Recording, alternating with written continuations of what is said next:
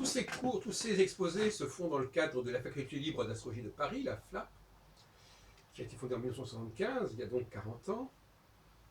Et donc c'est un cours par correspondance, si on peut dire, que vous pouvez suivre en allant sur Téléprovidence et en demandant le blog consacré à la Faculté libre d'astrologie de Paris.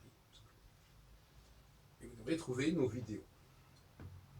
Alors je pourrais parler, pour terminer cette série de ce dimanche, qui a été assez long sur le plan du nombre de vidéos, je voudrais parler des ères précessionnelles, puisqu'on fait un peu le tour des différents systèmes d'astrologie mondiale. Qu'est-ce qui a séduit dans la théorie des ères précessionnelles? C'est intéressant parce que les ères précessionnelles, la théorie des ères, comme on dit, avec l'ère du Verseau, donc j'ai écrit un ouvrage à ce sujet, enfin dirigé un ouvrage à ce sujet, de la suite d'un colloque qui s'appelait Les clés de l'ère du Verseau en septembre 1977, donc il y aura bientôt 40 ans en 2017. Il est paru en 1979 ce livre. Et qu'est-ce qui a pu séduire? Alors, premièrement, ça a séduit au départ des historiens des religions comme Charles-François Dupuy, comme Delaunay, comme Volney. Bon, on ne va pas revenir sur les motivations de ces exercices qui avaient un côté polémique parce que, un peu comme la prophétie de Samalaki, il semblait annoncer la fin de la papauté, des choses comme ça. Bon, on va pas en revenir là-dessus. Mais ce n'est que beaucoup plus tard, finalement, en France, que le système a été plus ou moins adopté par les astrologues. Pas avant les années 30, semble-t-il, sauf exception. Avec notamment l'ouvrage de Paul Lecourt. Mais est-ce que Paul Lecourt était un astrologue? Bon, on va venir là-dessus. D'une certaine manière, il l'était, mais en tout cas, il l'était à sa façon, qui était un petit peu non conventionnelle. Il reste que, à partir de la seconde moitié du XXe siècle, les astrologues ont cru bon d'intégrer dans leur canon, dans leur corpus, la théorie des ères. Parce qu'elle avait des avantages, notamment en dehors du fait qu'elle avait une dimension prophétique importante à l'approche de l'an 2000, puisque ça correspondait plus ou moins avec le XXIe siècle, justement, qui serait le siècle de l'ère du Verseau. On ne va pas rentrer non plus dans le détail là-dessus. Mais cette théorie des ères, qui est née en France, véritablement, mais qui a en plus été exportée vers les États-Unis, puis revenue en France par le biais de traduction de l'anglais vers le français. Enfin, c'est assez complexe comme fortune. Eh bien, cette théorie prétendait que on serait passé d'un totem à base taureau, puis un totem à base bélier, puis un totem à base poisson, et qu'on se dirigerait vers un totem à base verseau. Ganymède, pour parler comme Paul Lecourt. Les chansons des dieux, les chansons E-C-H-A-N-S-O-N, celui qui servait à la table des dieux. D'ailleurs, un thème typiquement aquarien, puisque, ou plus exactement, qui correspond exactement à l'iconographie zodiacale du mois de janvier-février, où nous sommes actuellement d'ailleurs, et qui d'ailleurs correspond aussi au soleil en verso. Et donc, c'est-à-dire un des rares cas où on a une correspondance assez claire entre l'iconographie zodiacale et l'iconographie des mois de l'année, si on sait que le Verseau, c'est quelqu'un qui sert à la table dans un banquet, voilà, etc. Et vous verrez que dans les traits régisseurs du Duperry, on représente le mois de février comme un banquet. Bien que ça ait marqué également le battleur, où on voit effectivement un instrument qui permet de servir à boire, entre autres. On retrouve ça, d'ailleurs c'est la notion de coupe dans le tarot aussi. La coupe. Donc, ce système, c'est un système où il y a un changement de symbolique tous les 2000 et quelques années. Alors on nous explique effectivement qu'on est passé du culte du taureau à Pis, au culte du bélier et de l'agneau pascal, au culte du poisson chrétien, et qu'on se dirige vers un autre temps qui serait aquarien, et donc uranien pour les astrologues qui associent Uranus au Verseau, ce qui ne s'est fait évidemment qu'à la fin du XVIIIe siècle, comme par hasard à peu près au même moment on développait cette théorie des airs. Et le grand intérêt de cette théorie, c'est que elle semble valider le système zodiacal.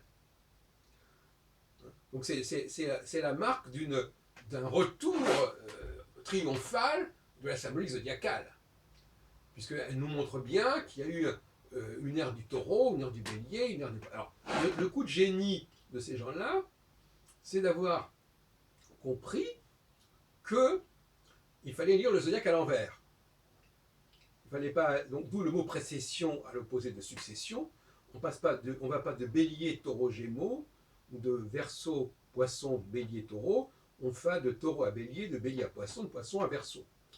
Alors ça, c'est déjà un petit peu gênant, parce que ça veut dire que la symbolique des saisons, elle est complètement inversée au niveau du symbolisme zodiacal. Puisqu'on passe passer des poissons au verseau, c'est pas du tout évident. C'est comme si on passait du mois de mars au mois de février. Bon. Ou du printemps à l'hiver. Bon. Donc c'est pas très très satisfaisant. N'empêche que beaucoup d'astrologues y croient, que beaucoup de gens dans le public y croient, et que ça vient renforcer l'astrologie zodiacale. Et ça explique en partie pourquoi aussi l'astrologie zodiacale se maintient envers et contre tout de nos jours. Parce que là, c'est un renfort non négligeable. Et même Anne Barbeau a publié un livre, je crois, enfin, il y a pas mal de choses sur beaucoup d'astrologues ont contribué à cette histoire des airs. Alors, l'inconvénient de cette théorie des airs, c'est qu'on ne sait pas très bien si c'est une théorie qui indique simplement que les hommes changent de symbole, tout simplement, de manière tout à fait consciente en quelque sorte. Donc voilà, ben maintenant le point vernal n'est plus dans telle constellation, donc on va changer la symbolique religieuse.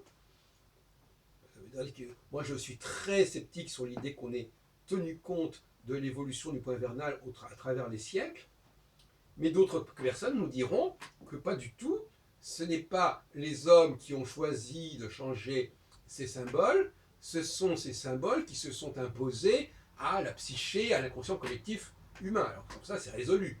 C'est quelque chose qui n'a pas à être visible ou à être conscient, c'est quelque chose qui se fait dans le domaine du subconscient. On ne va pas revenir aussi non plus là-dessus. Donc à partir de ce moment-là, on peut nous dire, eh bien pour le Verseau, ça va être pareil. Ce n'est pas les hommes qui vont choisir un symbole, c'est le symbole qui va s'imposer à l'esprit de notre planète, la Terre. Et à ce moment-là, on ne nous parle même plus véritablement de ce symbole uranien, c'est-à-dire de l'urne, en quelque sorte. On nous dit carrément que l'ère du Verseau, il y aura ceci, cela. On tombe dans une sorte de prophétisme astrologique, dont je parle dans ma thèse d'État, le texte prophétique en France. Il ne s'agit plus d'une théorie de l'histoire des cultes, pour reprendre le mot de Dupuis, l'origine des cultes.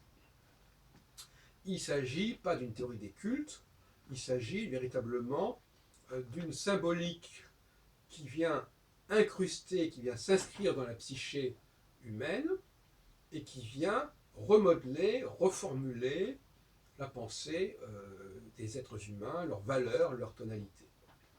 Alors nous sommes en 2015, donc 15 ans après le passage de l'an 2000, qui pour notre génération a quand même été une échéance importante, et qui n'a probablement pas donné ce qu'on pouvait attendre sur le plan de la symbolique